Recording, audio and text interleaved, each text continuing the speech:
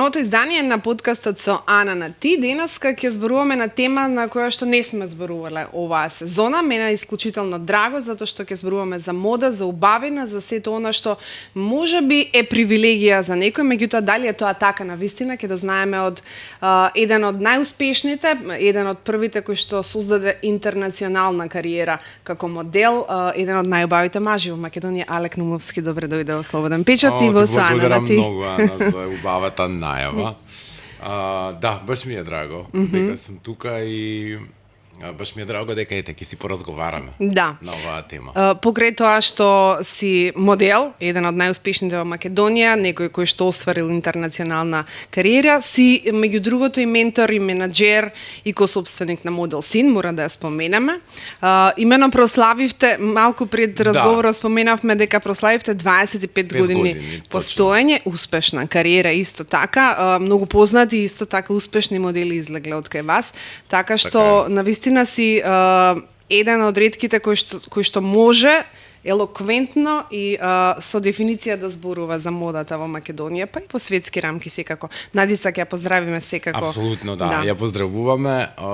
Да, славевме минатава сабота, 25 години, на 20 декември. Баш бевме изненадени, зачудени, како тоа све летна во еден миг. Се подсетувавме како пред тоа се договаравме, како во Јукан на времето ја отворивме агенцијата, горе во тој дел. Доле беше шопинг центарот, имаше и плюс прет-а-портека Фич, ако ти текнува. Можеби ти си помлада. Нема да ти текне, можеби, ама во тој период беше хит. Тоа место и излегувањата и се, и така да еден преубав период од нашиот живот. Тие беа почетоците таму.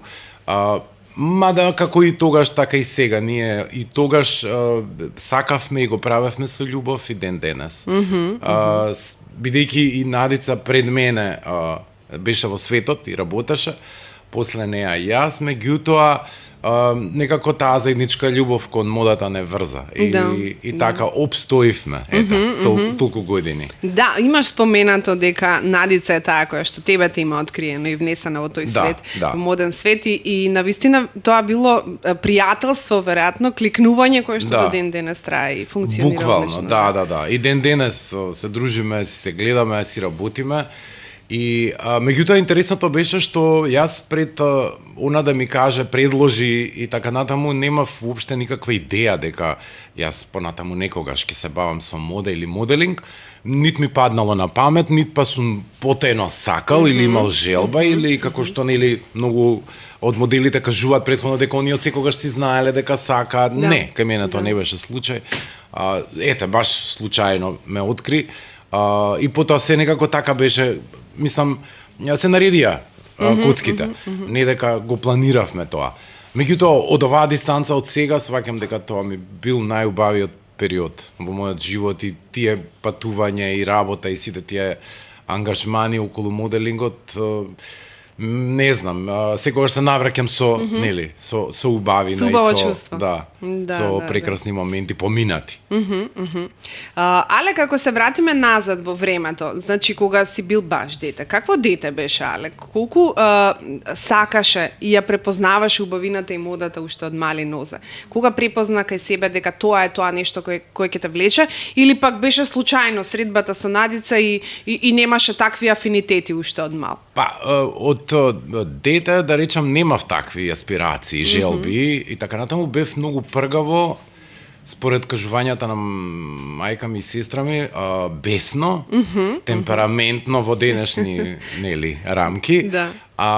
И многу менував, сакав различни работи, одев на карате, па одев на мечување, па одев на не знам, милион такви, се до еден момент додека не ме однеса мајка ми во детска радиодрама под водство на Софија Гогова Врчаковска, и тука веќе некако си го најдов местото, типот што ми стана многу интересно, и за многу брзо време, да речам, ги совладав тие техники на говорење, нели, каде што треба, нели, нагласување, акцент, сите тие работи. И некако многу брзо ми отиде и се најдов себе си во тој свет некако среќен. И исполнет и сакав да одам, тоа беше, баш бев дете, негде у трето, четврто, мислам дека оделение, почнав и понатаму си продолжив до, предпоставам дека гимназија, после тоа веќе прекинав. И тој ми беше уствари еден, ми беше као подготовка за камери, за говорење пред камера, дикција и сите тие работи. И некако, после кога веќе случајно се, мислам ова со модата, нели, се случи, мене веќе имав некоја подготовка, имав како некоја баш подготовка предходно. У тоа време знам дека снимавме емисии, шарена емисија за деца, не знам, Добро утро другарчиња и така натаму, и тие беа ударни, баш одеа на Македонско радио и беа доста слушани и сите во школото веќе знаеа, ме слушаа, ме препознаваа по гласот. Така да ми беше тоа едно прекрасно искуство. После тоа, мислам дека кога прекинав, имаше еден период кога се мислев, нели, дали да продолжам на ФДУ, дали сакам да бидам актер и такви работи. И реков дека ќе си дадам една шанса, за да пробам да видам како е. Во тоа време имаше класа на Љубиша Георгиевски, а асистент му беше Синоличка Трпкова. Так. И она некако многу ми даде волја и желба и све. Меѓутоа, јас после првиот моментот кога бев на сцена и глумев, како и да, изведував, не знам, сватив дека не е за мене, едноставно не се пронаоѓам во тоа и се повлеков, се откажав, сватив дека не сум.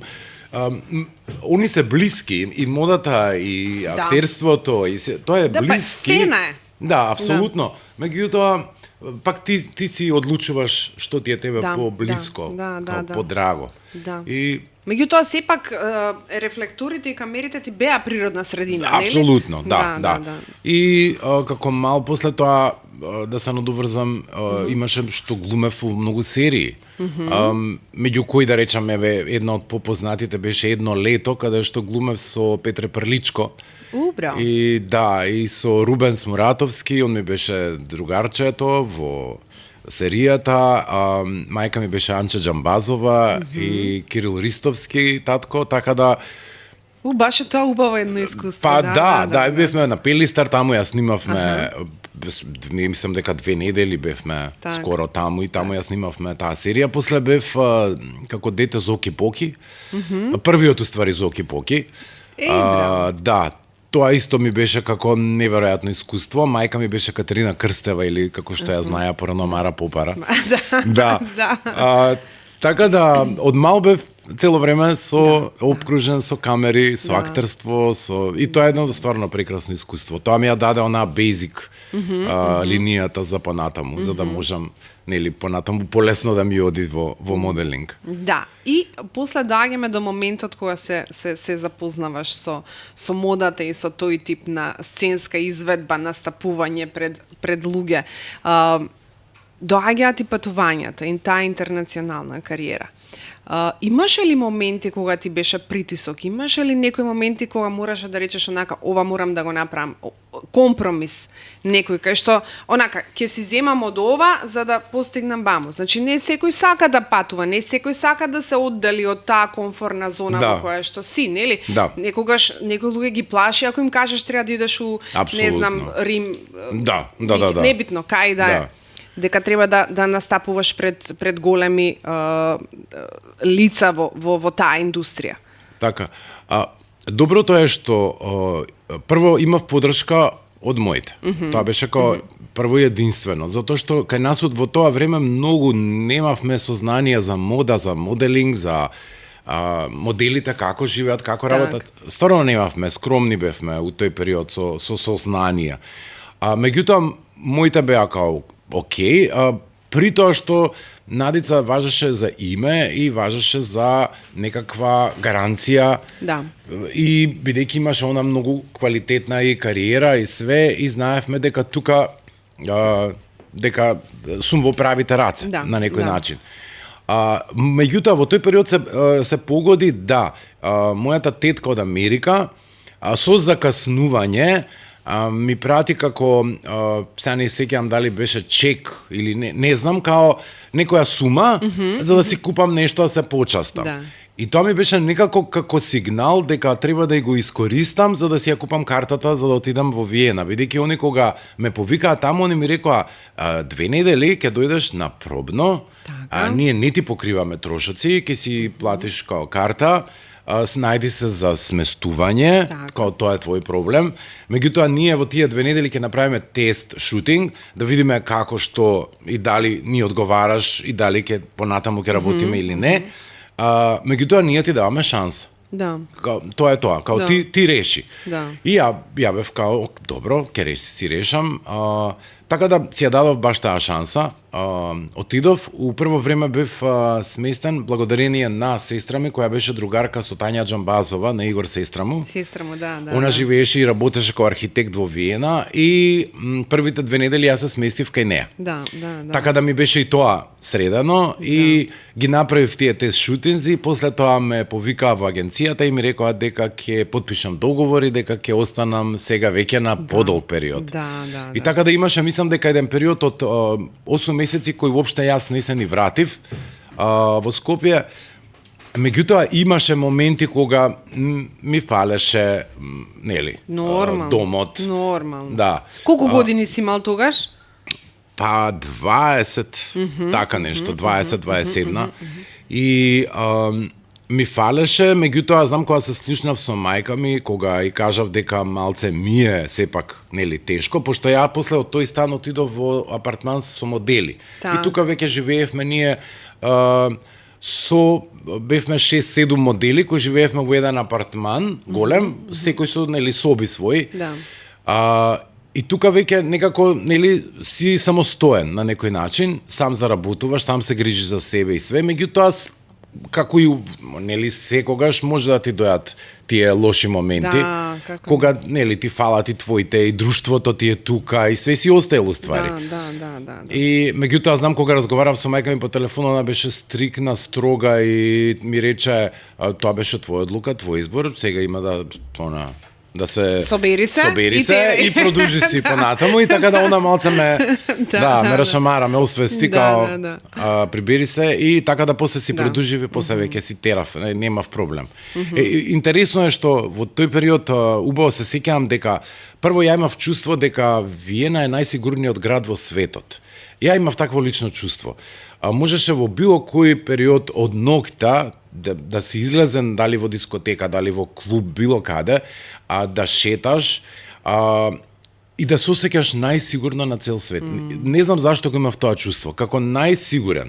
Во 2 сабајле, во 3 сабајле, врати се од дискотека или било како, ја имав чувство дека сум најсигурен. Као не може ништо да ти фали. Самиот град, луѓето околу агенцијата и сите тие ми направија такво чувство на сигурност, дека немам проблем. И после тие околни патувања низ цела Европа, кога те праќаат на работа до, не знам, дали Полска, дали Минхен, дали Будимпешта, дали Швајцарија, Милано, Италија, све тие тука и све тоа едноставно, брзо, мислам така, но најубавите моменти ми се баш од тие патувања. Сега, знаеш што ме интересира? Дали се чувствувал посебен притисок кога си требал да сработиш со некое познато име? Као, например, музичарите што чувствуваат да идат на Евровизија, тоа е посебен притисок, нели, големи фестивали кога се. Да, апсолутно да. Секогаш имаш таа мала трема или оној мал притисок што ти е во тебе. Јас не сум работел, да речам, лично за Версаче, сега да речеме. Меѓутоа имало моменти од типот Стефанел Мекс и други јаки големи брендови кај што сум работел.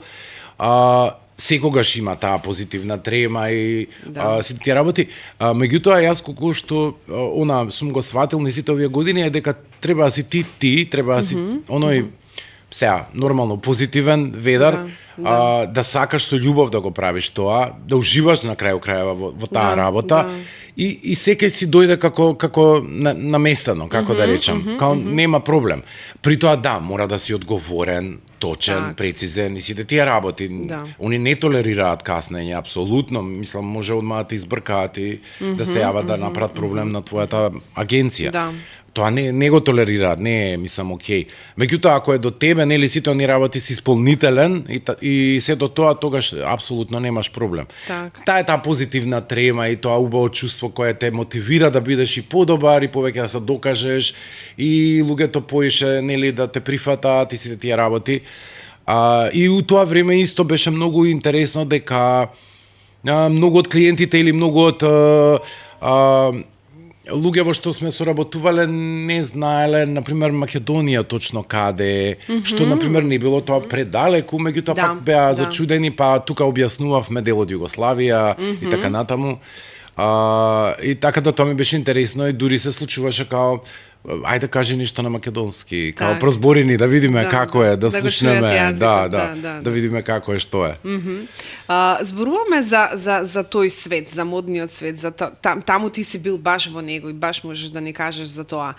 Ајде да разбиеме некои митови, ако има такви, да зборуваме за оние често спомнувани теме, дури инспирирали многу музичари, не знам, имаат многу пејачки направено песни на таа тема. Колку е тој свет таму тежок, колку е таа борба таму тешка, вистина ли е дека под толкав притисок се моделите и дека потребен е посебен начин на живот за да се одржат тие стандарди, да имаш толку килограми, да... Да, апсолутно. Да. Апсолутно да.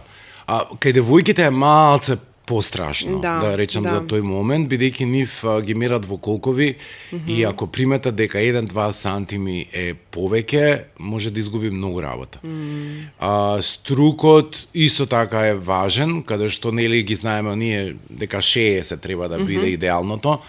Меѓутоа, ако е веќе 62-63, повторно имаме проблем. Девојките у тој период, во тие години, кога им се хормоните нели малце на повисоко ниво, каде што они се као тинеџери, па адолесценти и сето тоа они имаат внатрешни промени и они не можат да ги одржат сите тие нели пропорции, пропорции и мерки, меѓутоа апсолутно се трудат, ама од таму па излегува после тоа дека се изгладнуваат, бидејќи премногу внимаваат и пазат и такви работи. Борба е, страшна е борба. Кај машките е малце полабаво, за нијанса, не се до толку стрикно со мерки и такви работи. Ке машките можеби поише може да биде проблем ако имаат проблематична кожа, ако имаат флеки, ако имаат од тој тип некои мали фалинки, да речам, тука може да има проблем и секогаш треба да ти е телото во добра форма. Сега не мора да си не знам колку ти навежбан, меѓутоа мора онаа basic линија да ја има телото за да поминеш на кастинг. Иначе ќе имаш проблеми и клиентите нема да те букираат. Иначе е и голема одговорност и голем терет, затоа што знаеш дека колку и да изгледаш добро, колку и да си па сега нели да речеме на некој начин убав, секогаш има пози тебе опашка од 500-600 модели кои ќе дојдат и ќе те згазат и ќе ти го земат твоето место. Така беше и еден пример, знам, кога конкурирав за еден музички спот, многу важен во тоа време, за многу важна пејачка, имаше, например, не знам, 700-800 модели кои дојдоа. Зборуваме за Дженет Джексон и улогата на Дженифер Лопес. Добро. И тоа беше во Михен, имаше премногу кастингов во она, имаше модели од цела Европа и од цел свет уствари дојдени и тука имаше селекции, нели тоа све. Меѓутоа, тој дечко на крај што ја доби улогата, многу потсеќавме, многу бевме слични. Значи, нив им требал тој тип, меѓутоа нијанса ќе во прашање ќе одлучи. И кога ќе го, мислам, кога го видов и тогаш, еве од оваа дистанца денес, сваќам дека многу сме личале, ептен, тој тип на нели на модели сме биле, ама ете, тој си имал среќа, тоа се случило. Меѓутоа е голем терет и бара од тебе многу жртви, бара многу откажувања, бара дисциплина, што во денешно време па е уште многу потешко и пострашно, бидејќи младиме малце на подруг начин го живеат животот. И јас пак тоа ќе го речам, во денешни услови, во денешно време е многу полесно ти сам да се прокламираш како модел, ради Инстаграм, па да си ставиш, нели, таму да си пишеш што сакаш и као ти си решил проблем, немаш, ти си нели тоа. Меѓутоа порано кога ќе сетам ја прво беше тепачка, мислам, невозможно ти да влезеш во една сериозна модна агенција. Невозможно. Ма сам мораш нема да како ќе те дознат. Критериуми, па тест шутинзи еден, друг, трет, четврт, за да те примат, мислам, тоа беше заради тоа уствари после сваќам дека тоа време ете, нели, овие светскиве супермодели Клаудија Шифер, Наоми, за тоа биле они такви посебни. Значи имало зашто се они таму и во тоа време на таа позиција. Ништо не било случајно. Значи они за тоа биле толку добри. Да, и тоа исто сакам да зборуваме за автентичноста кај моделите, тогаш абсолютно, и сега. Абсолютно. Значи, они има секоја своја убавина, се внимаваше многу на автентичноста. Не беа вака едни на други слични. Не, никако, да. Сите беа, они беа повеќе, се они ги, мислам, ги кажуваа дека биле као 5 или не знам, меѓутоа беа 15 или 20 супермодели у тоа време. Сите тотално различни, па и различен лајфстайл и пропорции различни, меѓутоа сите беа неверојатно убави, привлечни, секоја си ја имаше таа своја некоја карактеристика што ја двоеше па од другите и тоа беше уствари убавината, тоа беше различноста и тоа беше што ги направи да бидат супермодели. А тоа се изгуби сега у последниве години апсолутно, да. Мислам и тие трендови, целиот тој социјален општествен живот што ги наметна тие некои чудни па како да ги наречам, не знам. За мене тоа не е убавина. Убавината е кога ти си посебен, се двоиш, имаш некој посебна нишка твоја, индивидуална. И мене тоа ми е убавината. Не ги сакам сега кога ми наликуваат едни на други, кога не можам да препознам дали беше таа или оваа. И тоа го кажувам цело време на моделите дека е многу поубаво дури да имаш било каков недостаток, е супер да се прифатиш и да си го направиш да ти биде тебе како твој печат. Печат, да. Дека е тоа многу подобро, него ли да ми личиш на секоја втора, трета. Така. Тоа не ми се допаѓа, меѓутоа како тренд верувам дека нема да обстои уште долго. Дека сепак секој од нас сака да си биде нели посебен на свој начин. Не е интересно кога се сите истини. Апсолутно, да. Кажи ми кога ги советуваш, ги спомна и младите модели, кога ги советуваш моделите кои што треба тек да градат кариера. Што е она што најмногу сакаш да го извадиш од нив?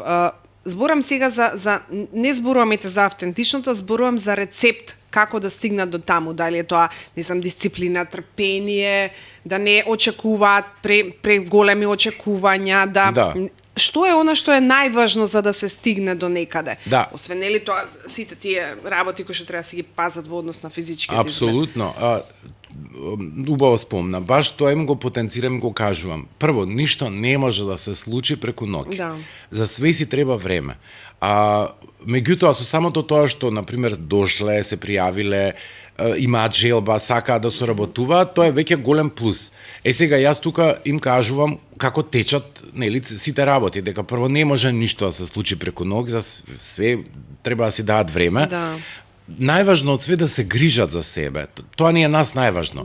Значи сите оние работи што ги прават школо, да си учат, да бидат нели редовни, при тоа секогаш ги насочуваме да бидат спортски активни.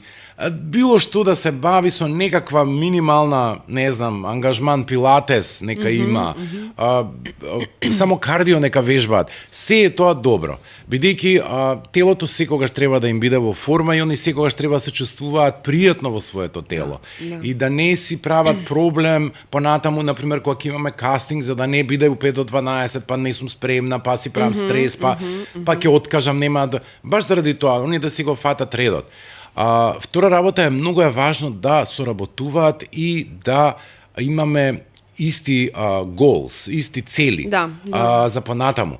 Бидејќи ја тоа стално им го кажувам, мене не ми е важно дали она моделот или ќе работи, не знам, секој втор ден на било кој настан. Апсолутно не ми е важно тоа. Подобро еднаш годишно нека работи на нешто што вреди и нешто што ќе остане во незино портфолио као добар знак и добар бекграунд, него ли да изработи било што по било која цена. Тоа не сакаме. Исто тоа е многу важно.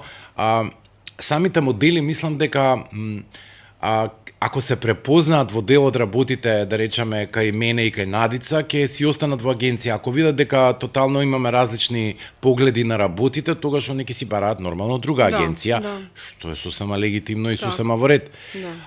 Така да тоа е еден долг процес, ние убаво им објаснуваме на почетокот што се, нели, бараме, и што се сакаме да направиме, и тоа е пак за еден заеднички успех, за на крај да успееме да ги пласираме баш кај што треба, во сериозна, правилна, модна агенција која понатаму ќе им ја гради кариерата и ќе ги пушта во светски рамки. Ќе работат интернационално, ќе работат во сите делови од светот.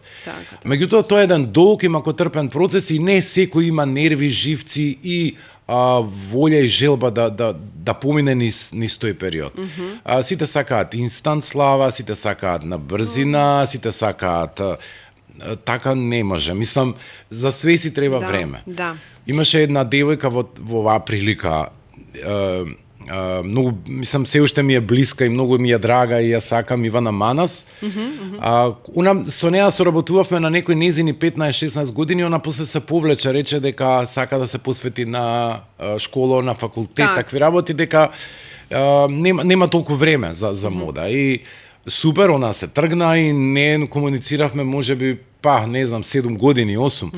Заеднаш да ми се појави случајно, ми вика, те мислев неколку дена, никак да ти се јавам, за да се видиме на кафе, да направиме муабет. Викам, супер, ајде. И вика, јас сакам да си се вратам у мода, тоа ми е као најголемата грешка што ја направив.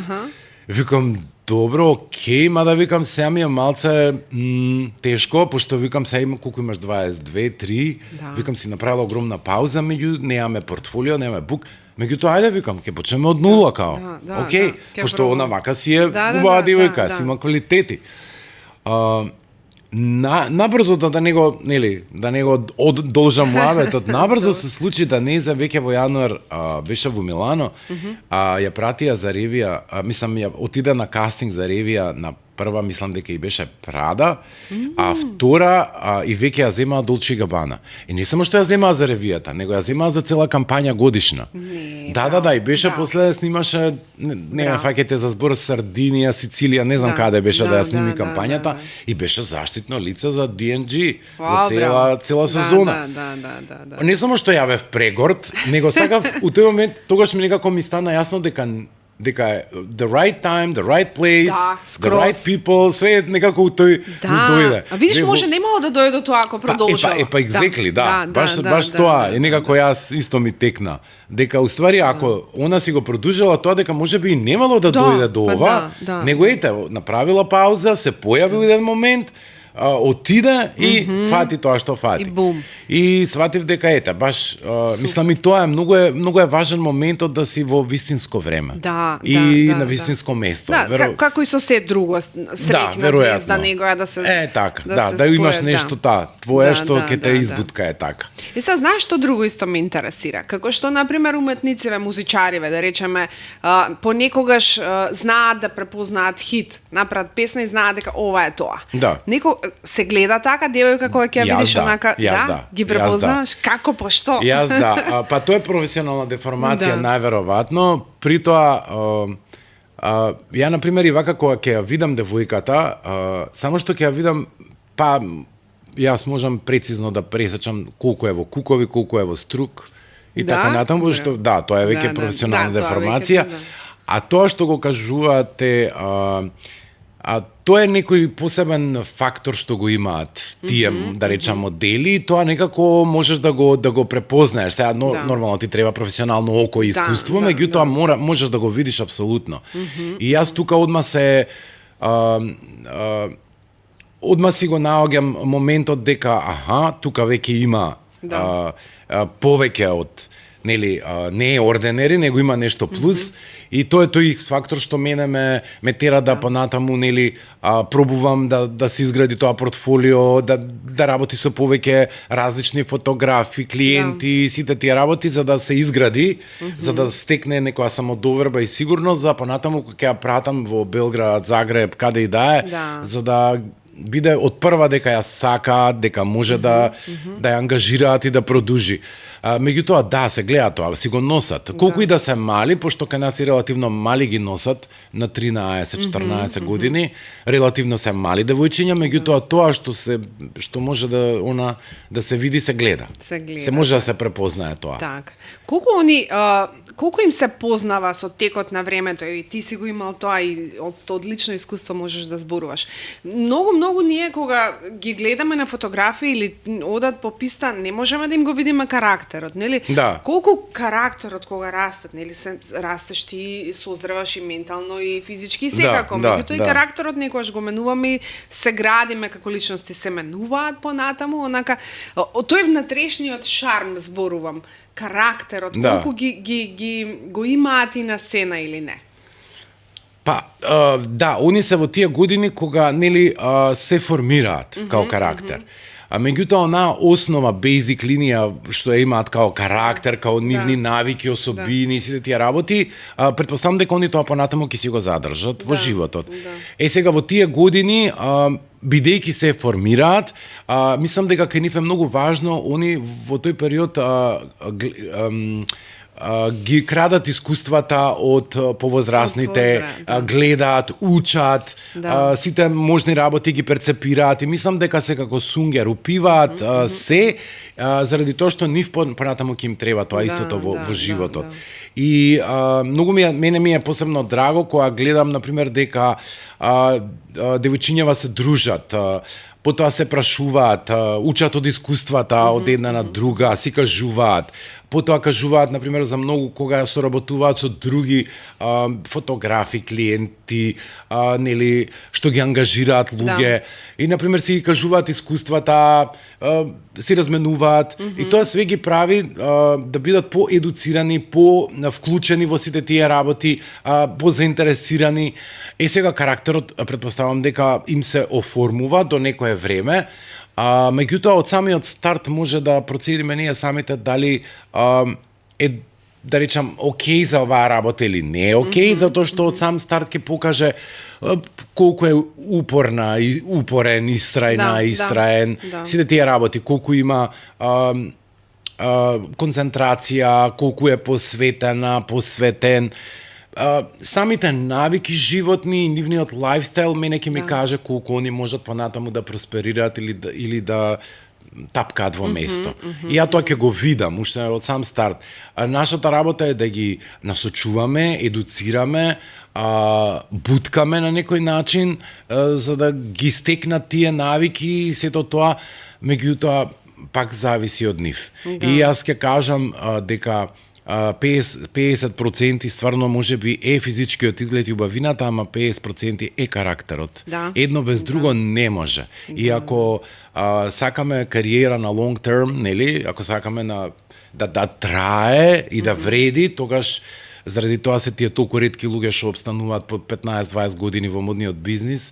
Тоа е само ради карактерот, не е толку ради физичкиот изглед, бидејќи се истрајни, професионални, упорни, а тие се ствар навистина ретки. Заради тоа ќе се појават, ќе блеснат и ќе ги снема после извесен период.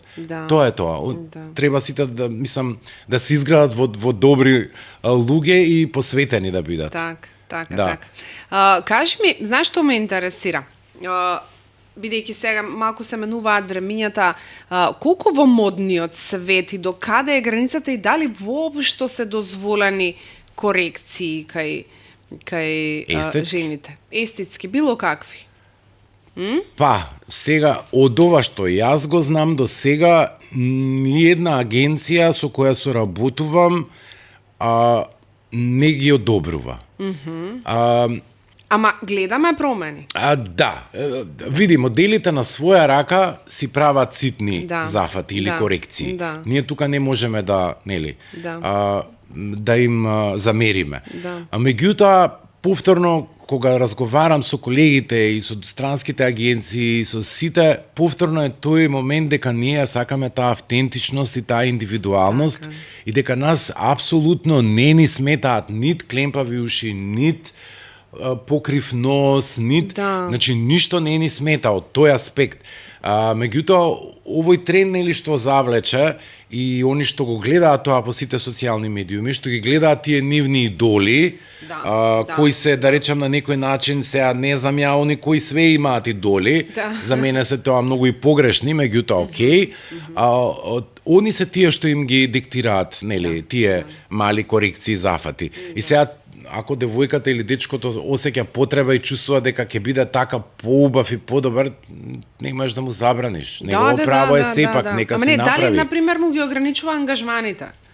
Или не? Па јас мислам дека кај нас не би можел да говорам, бидејќи мислам дека не би имало никаков проблем, меѓутоа во светски рамки за поголеми кампањи мислам дека дека би имале они сепак проблем. Бидејќи колку и да е тоа направено суптилно, прецизно и така натаму, повторно може да се воочи и да се види дека сепак има нешто направено, некаква минимална корекција. И така да мислам дека моделингот се уште се базира на индивидуалност, на природност, на тоа што го имаш ти да го нема друг и така натаму, дека сепак уште до тоа се држи целиот моделинг. Што е одлично и треба така и да биде. Па, еве и ние кога седнуваме со нови само што дошле се пријавиле момчиња, девојчиња, им кажуваме, биди си како што си, терај, само спортски активно, значи тоа е тоа, ништо друго, мислам, тоа ни е најважно. Биди си ти, биди си свој. И дури јас на Инстаграм, мислам, мојот личен Инстаграм си постирам цело време баш такви моменти. Биди свој, биди оригинален, ти си тоа што треба да бидеш и така натаму, зашто мене ми исто таа порака да ја проследам до поголем број на млади луѓе, за да знаат дека тоа е тоа. Особено со социјалните мрежи навистина се под притисок, мислам. Па тие нели филтри, милтри, па вакви, такви, се тоа и сите сакаат они, односно мислат дека така ќе се доближат до повеќе луѓе, дека ќе им се допаднат на, меѓутоа не, друга е позадината. Па не постои совршена. Апсолутно, не постои. Заради тоа прифати се каков што си и направи си ги своите недостатоци да ти бидат сега, нели, твои добри позитивни страни.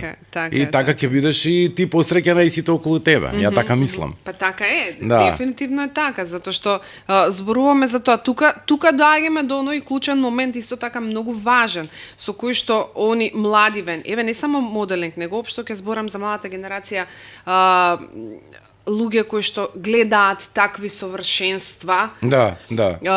Моментот кога нема да можат да го постигнат, и не секој може да си дозволи корекција и секој може да изгледа така како на сликата. Тука доаѓаме до проблем со ментално здравје, тука доаѓаме проблеми со физичко и со изгладнување, со така натаму и така натаму.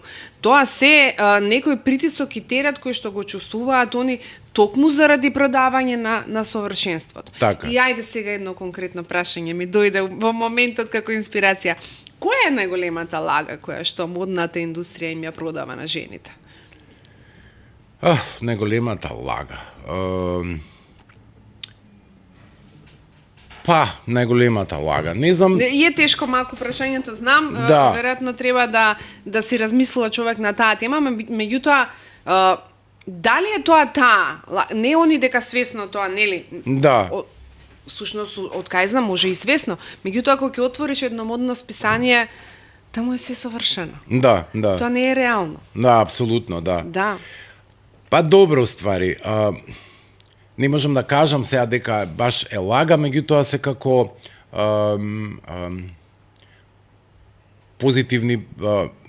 позитивни бели лаги, да ги наречам, затоа што тоа е таму све направено, напумпано и доведено до совршенство, а сите знаеме дека не е така, и сите знаеме дека е тоа еден голем процес што, додека стигне производот, до потрошувачите или до конзументите или тие што го купуваат или го гледаат производот на крај, дека е тоа еден долг и голем процес.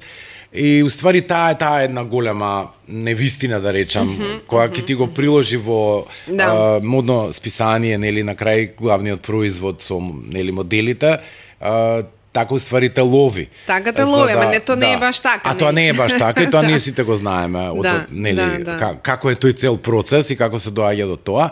Меѓутоа тоа е веќе поврзано со потрошувачката, затоа реков, тоа е цела индустрија, бизнис, да. И заради тоа е таа, да речеме, лага која им ја пласираат на потрошувачите, заради... А сега последно време гледам дека и ова што е многу актуелно масовното производство. Да. Луѓето купуваат, нели, многу повеќе од порано.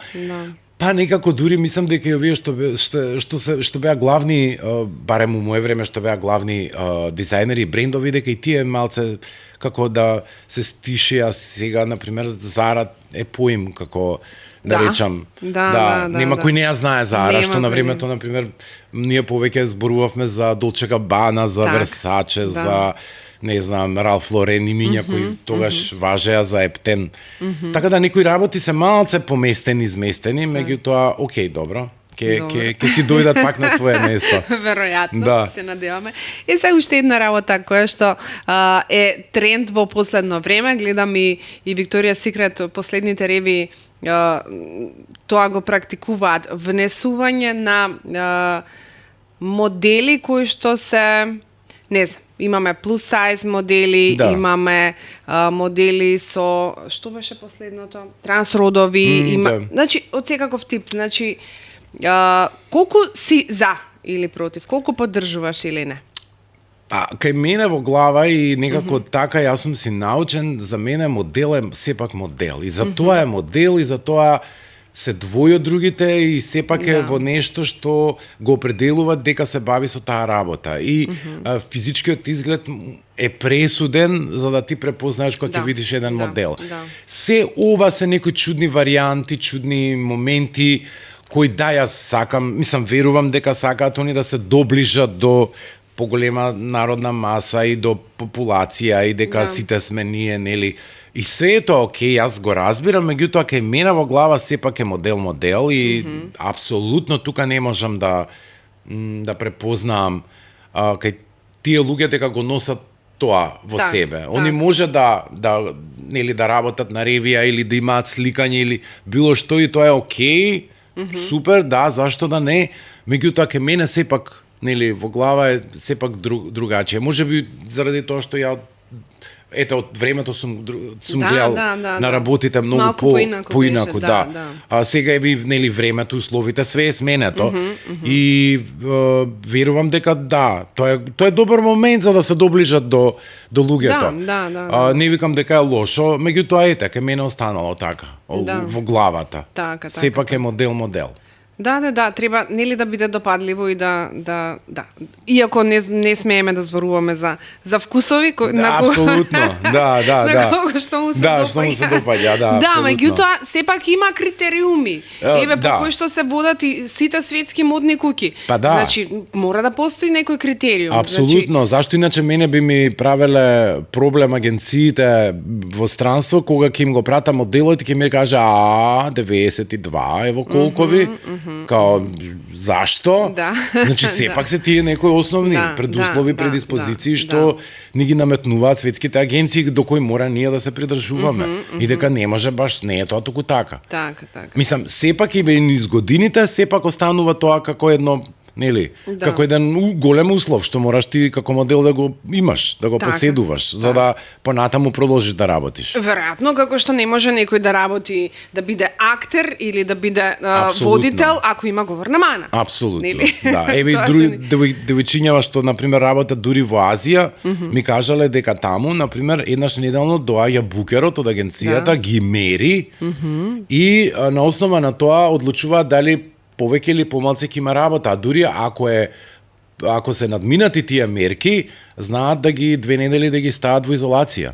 Мислам да не ги букираат, да немаат ангажмани, дури до таму е отидено, да речам, многу по критично. Така. Значи сепак они мора да се грижат и да бидат во тие некои рамки што им ги налага агенцијата. Така е, како што не знаеш што ми е малку чудно. Зошто е толку тоа осудување во однос на оваа професија, а на пример спортистите, например. Ја тоа стално го кажувам, многу е слично. Многу е слично. Под страшен режим живеат. Апсолутно, ама тоа е многу слично. И мене кога ќе ми дое спортист во агенција за да биде модел, кој е веќе фудбалер, кошаркар, не знам. Ја викам, мене пола ми е завршена работата. Ја не треба да се мачам, затоа што они веќе имаат таа дисциплина. Знаат точно и застанување, исхрана, вежбање, што нели какво тело, што треба да биде за нив најдобро. Сето тоа го имаат како режим веќе спремно. Мене ми е многу полесно. Со тие луѓе ми е најлесно и да работам. Затоа што веќе го имаат 50% завршено сите работи. И најлесно они можат мене да ме разберат. И многу е слично. И моделот е низ тренажен процес цело време, како и спортистите. И сите они треба да изгледаат добро. Да имаат добра подготовка, добра кондиција, добро да изгледаат, добро да се хранат. Значи се е тоа многу ептен слично. Да, слично, ама еве моделите се целиот тој начин на функционирање е под осуда. Мислам, јавно се знае да го осуди дека ги малтретираат, дека не е човечки тој третман и така натаму. Тоа е само режим, тоа е само начин на кој што треба да се функционира за да се добијат тие резултати. Да, ја викам ако ти стане како еден добар лајфстайл момент, нема зашто, нема проблем. Зашто ти правиш, работиш што тебе телото ќе ти биде благодарно. А и ментално ќе бидеш појак, бидејќи ти со самото тоа што се храниш добро, бираш што ќе јадеш, подготовка правиш на храната, потоа вежбаш, одиш, одвојуваш време за да направиш подобро за себе и за своето тело. И ако ти стане тебе како добар лајфстайл, тогаш нема проблем. Зашто кога баш се грижиш, напротив, правиш нешто за да тебе ти биде подобро. И јас така го гледам тоа. Дека ти правиш за да ти прерасне во твој лајфстайл за да ти биде тебе после подобро. Така да за мене тоа многу едноставно. Мислам не треба да има осуда. Не треба да има, не треба да има. Але кажи ми колку е во Македонија, малку да свртиме локално. Колку во Македонија е тешко да се обстоите 25 години во модниот бизнис, во модниот свет, да се одржува една агенција која што се уште активно и успешно ќе работи? Ако пак се навраќаме на тој момент, ако ја правиме работата со љубов и ако сакаме и навистина го правиме тоа.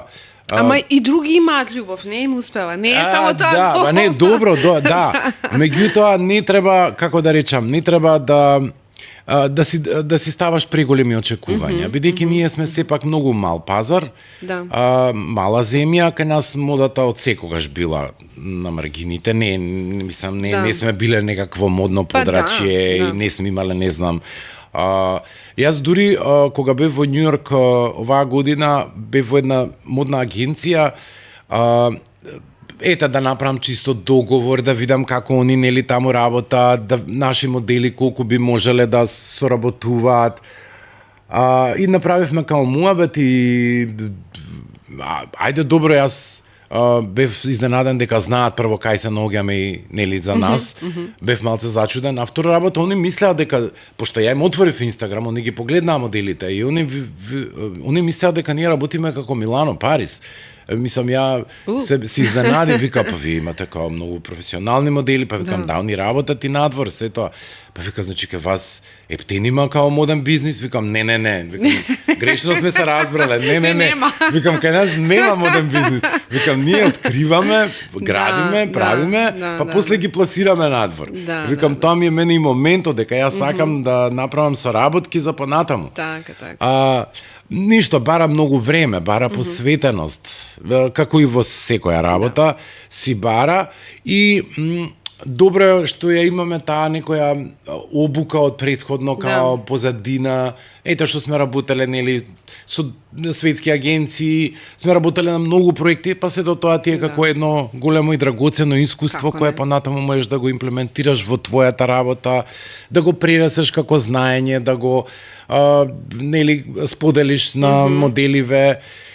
Така да со Надица мислам дека сме тој тип дека сакаме секогаш да пласираме нови лица, да откриеме нови лица.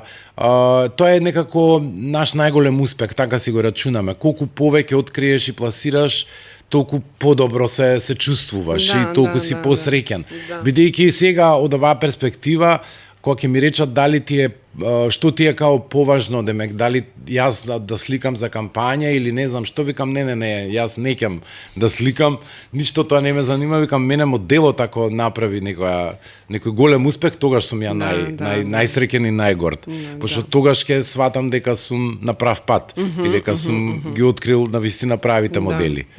Тоа ми е уствари најголемиот успех. Супер, баш убаво. Видиш, без да те прашам си кажа. Да, па добро, да. Кога си имаш... Си идем муавето. Кажи ми, што мислиш за изборите за мис? Па, малце, тоа се посебни, да речам, девојки кои се пријавуваат на тие избори, они многу чисто ги мешаат модели, па затоа сакам да спомнеме, сето тоа. Не, тоа е по-друг тип на девојки кои се по-женствени, кои имаат по-другачи пропорции, и други се тие избори за мис.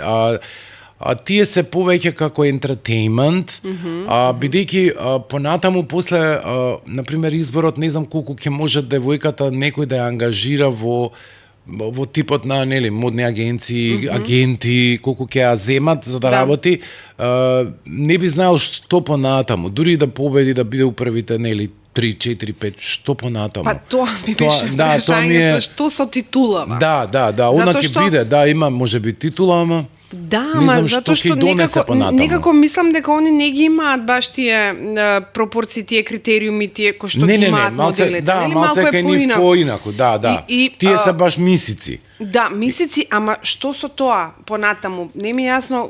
Не би знал затоа што ние никогаш не сме организирале тој тип на манифестации. Јас сум бил порано кога беше екран, кога го водеше Мис на Македонија, бев кореограф. Ме повикува од време на време, да ги кореографија да правам за девојките во ред.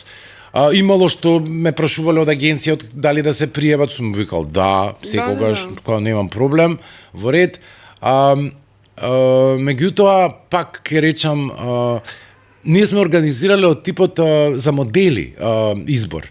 Например, порано имавме меѓу 2001-2002 до 2006 имавме Look of the Year, као лице на година.